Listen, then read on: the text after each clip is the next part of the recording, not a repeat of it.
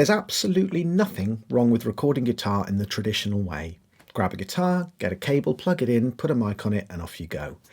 But what if there was a way that you could get a whole extra tonal shaping stage in there, and on top of that, leverage the power of your DAW plugins as a virtual pedal board, but all in real time, coming out of your guitar amplifier? Let me show you how to do that.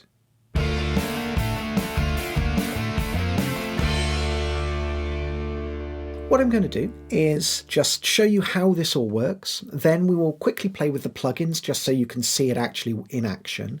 And then finally, I will show you a little slide where I've got it step by step so you can use it as a reference so it's easy to follow if you want to try this as well. First of all, grab a guitar. With the guitar, just plug it straight into your interface. So you want to use either a DI box if you don't happen to have what I'm using, which is some high Z instrument inputs. Most interfaces now come with high Z, so you've probably got that on there. But if you haven't, get a DI box just so you can get the signal at the appropriate level into your interface. Then we're going to set up a DI track. Here we go. Cool. And I'm going to hit input monitor mode on my DI. So this won't record anything if I record, but I do monitor the channel. An important aspect of all of this is you need to set your recording software up so you have a really low latency environment.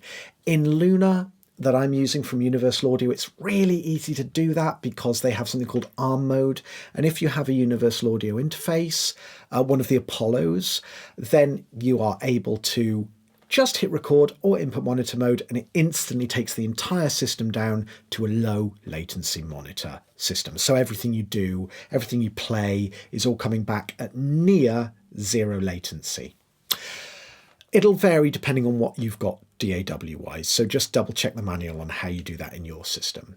So the next stage is I want to send my guitar signal now out from my DAW to my reamp box that I've got next door. That's something that goes in between the signal I send out from my kit here to my amplifier.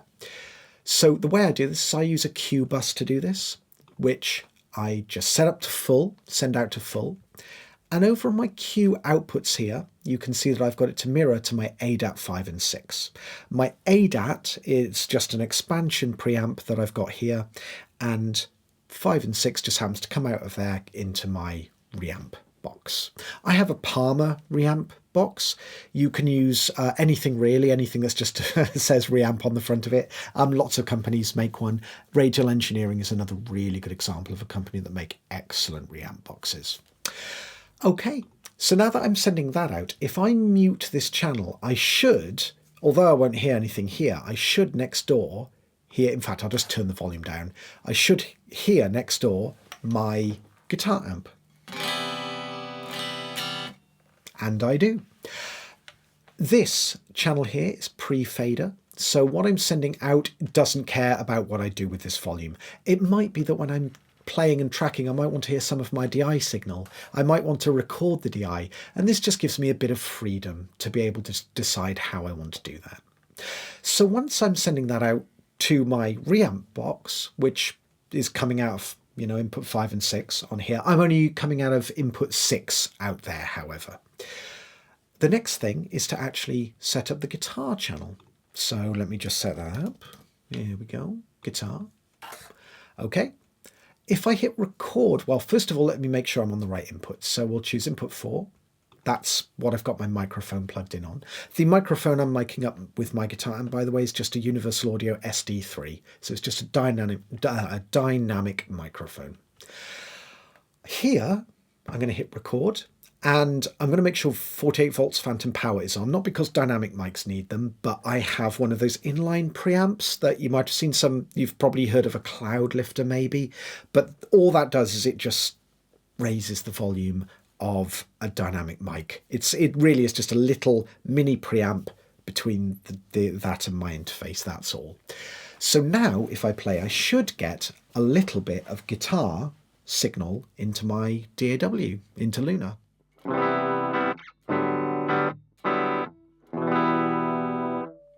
Fantastic.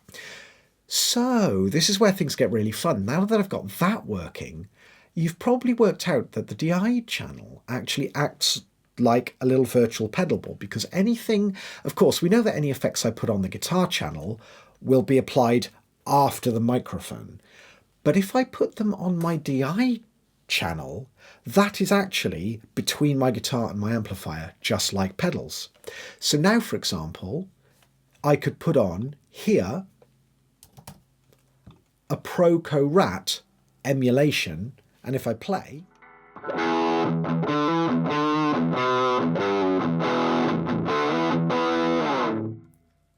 we are getting a Proco Rat distortion pedal coming out of my guitar amplifier, which is really fun.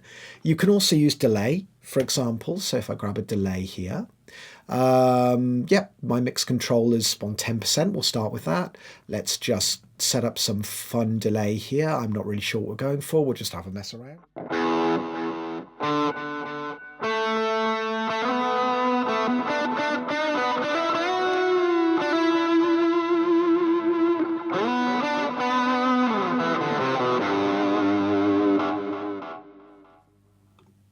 And so on. So you can see how really cool this is. You can just set up a virtual pedal board here, and it can be really useful. It doesn't replace pedals. That's not the idea. Having physical pedals and reaching the controls is all part of the fun. But this gives you yet another tonal shaping process. For example, ignoring even the plugins for a moment. What you can do is go to the send, and at the moment we've got a fairly clean tone. If I unmute this channel again, but if I boost my level going into the guitar amp, that'll get us a little bit of crunch, because it's just like turning up or turning down the volume on your guitar. It's driving the input harder. And of course I'm very slightly clipping my Q bus because I'm sending the signal out too much, but remember, that's what the guitar amp's hearing. So you can do all of these sorts of things on this DI channel, which I just think makes it really super valuable. So let me show you the slide now, so you can see in a very visual way how this works. We have the guitar going into the high Z input on the audio interface, or DI box. I've called it channel 2 just to be simple, but you can use whatever channel you want to. The channel doesn't matter. In the DAW, create a channel to input monitor channel 2. You can set it as a record channel if you want to record your DI as well. That's also a bonus of this. But mainly we just want to be able to have the DI being heard and sent out. Then use a send to a spare line output so your interface will need to have, like, you know, output 3 and 4 or something like that. Not all interfaces have multiple outs, so you will need to get an interface that does that. Run a cable from the line output on the interface to the input of the reamp box. What I have in there is I've got a stage box, so all my stuff is XLR cables and line cables all running to my stage box. But there's no reason why you can't just grab any old balance cable, plug it in, run it out, and just do it that way. So that's perfectly fine. Just make sure it goes into the reamp box. Then run a jack cable from the reamp box to the amp. So again, imagine that little reamp box is kind of like your guitar when setting it up wherever your amplifier is. Then mic the amp up as normal, running a mic cable to input 1. Again, input 1 doesn't matter. You choose whatever input you want, just for the example purpose. Create the channel in the DAW for recording from channel 1.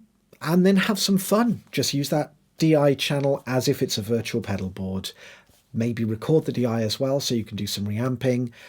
You can start to see there's loads of possibilities with creative tone shaping and creative routing that you can do as well. So I hope you've got something out of that. I hope that's given you some inspiration for some cool, fun ideas and ways that you can set up something a little bit different to just straight up recording your guitar as normal. Please like and subscribe, and I would love to know if you've ever tried something like this before. Let me know in the comments. Thank you very much, and I will see you on a video next week.